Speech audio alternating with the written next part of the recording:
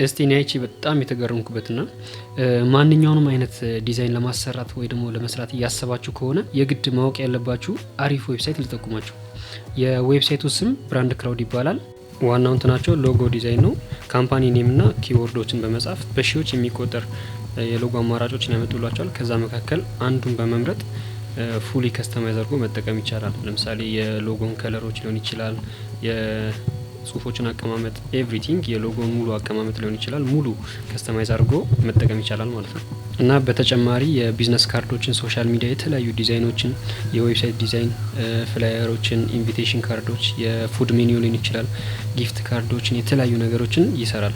ለምሳሌ ቢዝነስ ካርድ ከፈለግን ብዙ አማራጮችን ያመጣል። ከዛ መካከል አንዱን በመምረጥ ቴክስቶችን፣ የተለያዩ ቴክስቶችን፣ ፎን፣ ኢሜይሎችን፣ ሎጎን ምናምን በማስተካከል መጠቀም ይቻላል። የሶሻል ሚዲያ ከቨር ዲዛይኖችንም ብዙ አማራጮችን ያመጡላቸዋል። ከዛ ውስጥ የወደዳችሁትን አንዱን መርጣችሁ ያው እንደተለመደው ቴክስቱን የተለያዩ ነገሮችን ከስተማይዝ አድርጋችሁ መጠቀም ይቻላል ማለት ነው። ለኢንስታግራም ፖስትም ልክ እንደዚሁ ነው። በተጨማሪ ደግሞ ፕሮፋይል ኢሜጆችንም ልክ እንደዚሁ ከስተማይዝ አድርጎ መጠቀም ይቻላል።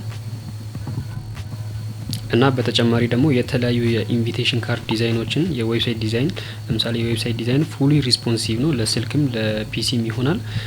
ሎጎን መቀያየር ይቻላል።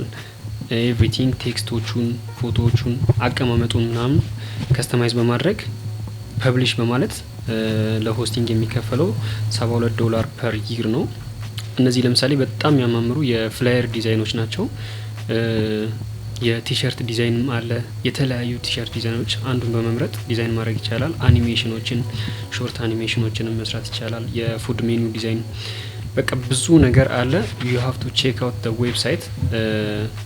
ብራንድ ክራውድ ይባላል። ለካምፓኒ ብራንዲንግ ሁሉም ነገር አላቸው። ቼክ አድርጉት።